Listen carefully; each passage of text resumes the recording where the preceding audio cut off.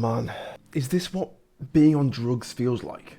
I mean, really? Lord have mercy, I'm about to... I loved this episode. Yeah, I did. But look, I'm not deluded here, my biases. I love Dragon Ball. I love that shonen style. I love the symbolism, the tropes, the heroism of all of it. And if it wasn't obvious before that this is what Toei were going for with this reboot, it is now perfectly clear. You know, I'm going to be as on balance as I can possibly be. You know, I'm not going to sit here and drag the episode because all you really have to do to have a valid criticism these days about Digimon is just think of how you want Digimon to be, and if the show isn't like that, then it's immediately bad. Hey, there's a Baba Booey.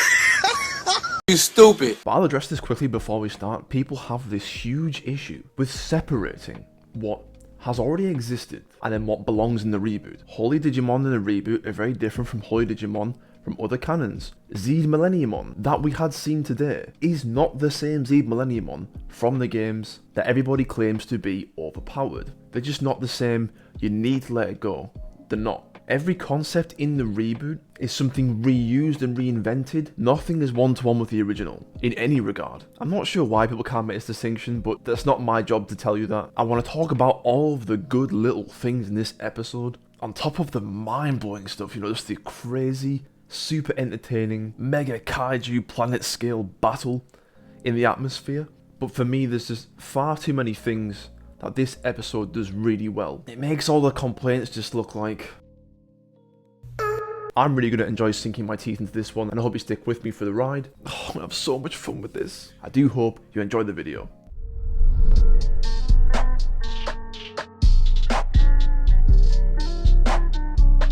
So to make this review easier on you guys, we're going to go over just the blatantly obvious things. The animation, insane, no question, unbelievable animation. This is what they were saving up for, and a bit of context. It was Takashi Otsuka who had worked on that animation this episode, and he actually worked on One Piece Stampede, ergo, here's the quality for you. But I think what doesn't get credit enough in the reboot, and in my opinion has been completely overlooked, and I want to thank some commenters for bringing this to my attention, but the sound effects are brilliant. They really are brilliant. And you have similar visuals in episode 44 with the whole kaiju battle-esque thing. When every impact drags the air, and all this impact super delayed, you really feel the weight of the attacks. Or shockwaves being sent through the air. Like, it's amazing. It's a really heavy feeling. You know, for me, I just thought the episode looked gorgeous in every way. And you know, I could sit here with you all day and point them all out.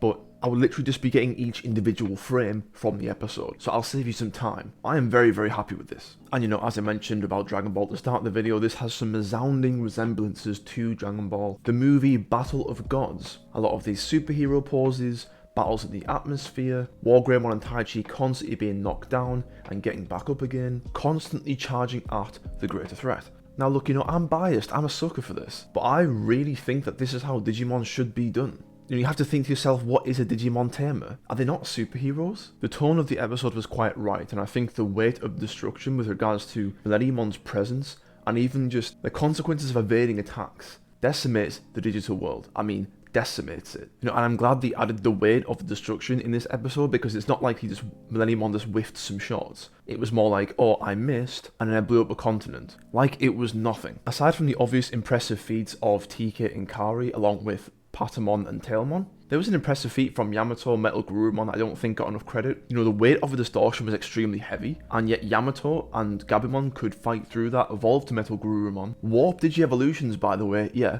they made the evolution sequences look smoothly transition into one another. Rapid evolution to Metal Garurumon, blasting the distortion as hard as you can, in this clearly unfavourable environment, so which thereby slowed down the contractions and they could survive longer for this. All of these scenes of Taichi and Goddramon just charging at Millenniummon over and over and over, very Goku-esque. It annoys some people just because it's Taichi. You know, I think if the main character of a franchise annoys you every time he appears, this is not the show for you. If a show is bad because the main character has the cool scenes, then Pokemon must be garbage.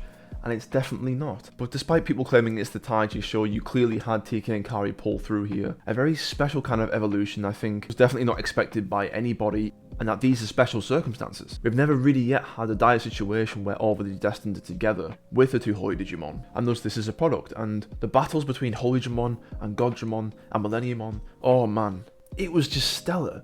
Goddramon's debut, unbelievable. What an impression that leaves on you as a viewer, how powerful Goddramon really is, and how huge they are. Like, they're massive. And I just think, like, oh, if only Blitz Greymon could have had a similar kind of debut as this. But man, if you're a fan of Goddramon, you're going to be very, very happy with this episode.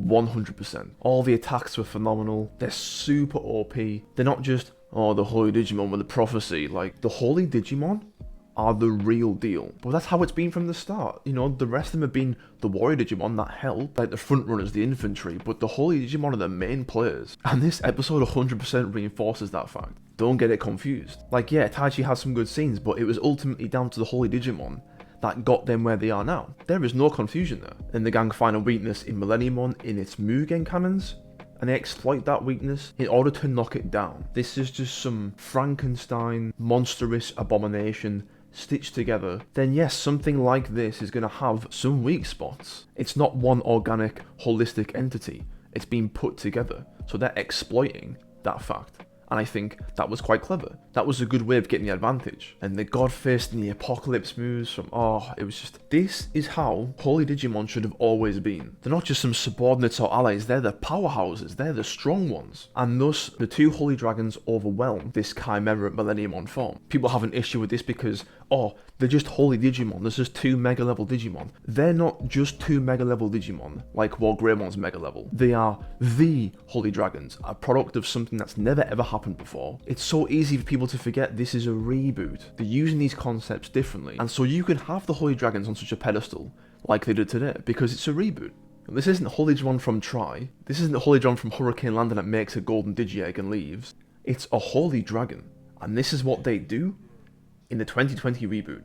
Sorry if you didn't get that from other canons, but this is what happens here. Should the fight have been longer than 1 episode? I mean, we've seen a lot of Millenniummon's attacks. I mean, I guess it could have been 2 episodes, but if all you want 2 episodes for is for more fighting, you're gonna get that later on. It's not the end of the series yet. You will get your multi-episode battle, don't you worry. And we also don't really know if Millenniummon is 100% defeated yet. We just don't know that right now. But then as quick as Millenniummon went down, he got straight back up. But not as he was, but as the very surprising Zed Millenniummon. At least, it looks like that. Has exactly the same appearance and everything. And it's like the size of the moon.